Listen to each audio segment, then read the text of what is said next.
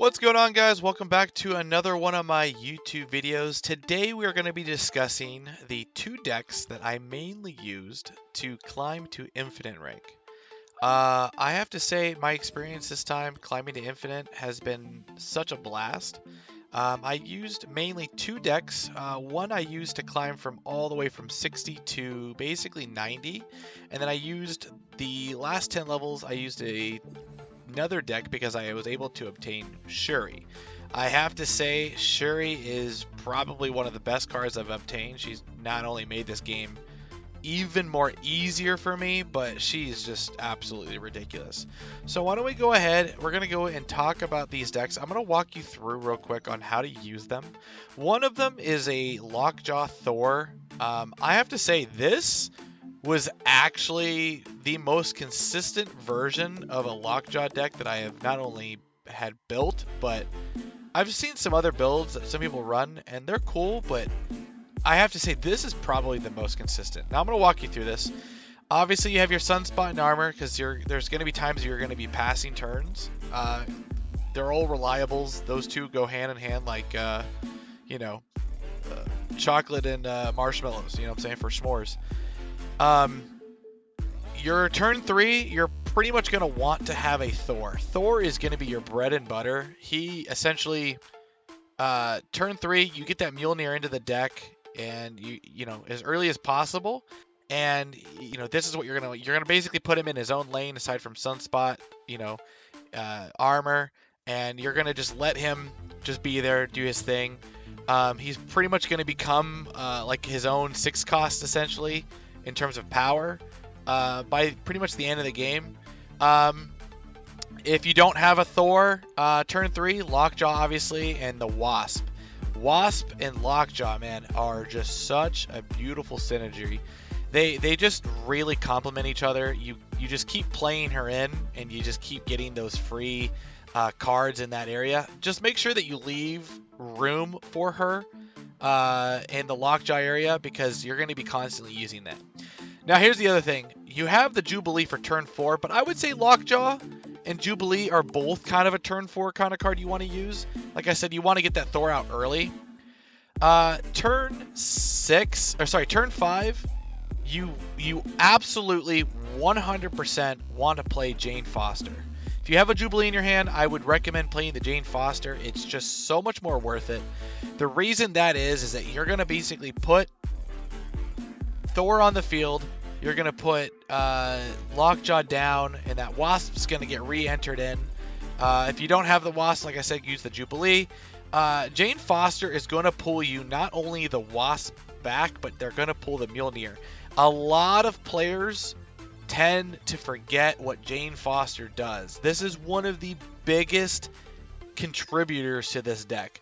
Thor, Lockjaw, and Jane Foster, those 3 cards, they can't be touched. They absolutely will power creep on you without you even like acknowledging it. Jane Foster giving the pup himself like the Mjolnir and the Wasp is just going to give you all your big cards. Turning those little cards, those free cost cards, into bigger cost cards also is going to fill up your hand. So the chances of you pulling your big cards, you don't want big cards in your hand, you want them in your deck so that they kind of recycle through the 0 costs. It's just a beautiful blend. Basically, the turn 6, depending on your situation, if there's a lane that's locked, you can play Doom into Lockjaw. You get those 2 extra powers, and then you can still win the Lockjaw lane by pulling some bigger than the Doom, because he's a 5 power. You can use the Magneto anywhere you need to if you need to pull someone off of those lanes. Giganto. I was using Hulk for a while, but Giganto is absolutely the MVP, the hidden MVP in this. He has won me so many games just because I leave the left lane open for him just in case of emergencies, and you just slap him on there, and there's no one. Everyone's always like, a Giganto. I've never, who plays Giganto, right? And then Infinite, obviously, you don't really play him from your hand. You just kind of more hope that the Lockjaw pulls him. But essentially, that's kind of how you're going to run this deck. Also, you have the Leech. Leech you can slap into Lockjaw, hope for a bigger card. And, Obviously, you're going to get the effective leech without the, the risk of running the 3-power. You're going to get something better. But yeah, that's basically that. Now, in terms of the other deck, the Shuri deck that I use, I love to run this deck right now. This deck is just so, in my honest to God opinion, it's probably the best deck, like, hidden right now. Like, it's just too good. It just wins games purely because you just put her down. You put her down, people will absolutely retreat. I won most of my games just because I snapped before playing her, and then there's nothing that anyone can do. They can't stop what's coming. Basically, I'll run you through this, okay? Your 0 is going to help out your Ebony Maw, or your Lizard, or your Red Skull. Say best case scenario, if I had the perfect hand, the way you want to run this deck is you want to armor on 2. You would want to, if you have Wong and Shuri in your hands, you play Zabu turn 3. You do not play him turn 4 or higher. You always play him turn 3. If you don't have Zabu in hand by turn 3, just let it go. You can't play the Wong and Shuri in the same turn, but you can still play just Shuri by herself, and that's okay. The second you play Shuri down, you have your options from Attuma to Red Skull to She-Hulk to Taskmaster. Basically, if you, in a perfect world, if you can get that Red Skull out on the field with Shuri, it doesn't even matter if you zero him or not, because you're not going to be able to zero him with Shuri in the same combo. Even if you don't have the 0, you're going to put so much power on the board. A 30 powered card on the board off the bat in its own lane. You put him behind a Cosmo, he's protected. No one's going to mess with your Red Skull. And then you put the Taskmaster in like an armored lane, you're safe. You basically, you're going to be covered in so many situations that they're not going to be able to touch you.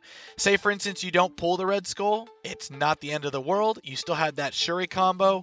If you really can try to get greedy and want to go for the milking, you can get that Zabu, Wong, Shuri. Play, I would say, like She-Hulk turn 6 and don't play anything turn 5. Play the She-Hulk turn 6, wait it out, and play the Taskmaster in the same turn. If you skip that turn 5, you play that She-Hulk, she's going to be a 40, he's going to be a 40, and you lock those 2 lanes down, you're set. I can't express how good this deck is, like, with the options you have. Even if you put Attuma by himself in a lane, and you just go for the other 2 lanes, and just say forget him, sometimes people think that you can contest an Attuma, and they don't think you're going to slap it down. At times, I've put the Red Skull double powered up on the Attuma, like just boom, kill the Attuma, and you have a bigger problem on your hands with the Red Skull. It's absurd. Or you put the bigger She-Hulk down, and it's absurd. But yeah, that's basically how you're going to run these decks.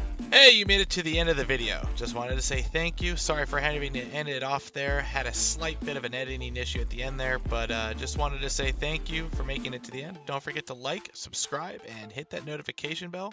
If these decks or these Marvel Snap videos have been helpful, leave a comment below and let me know how if there's anything else that you want me to do. All right, guys. Catch you in the next one. Peace.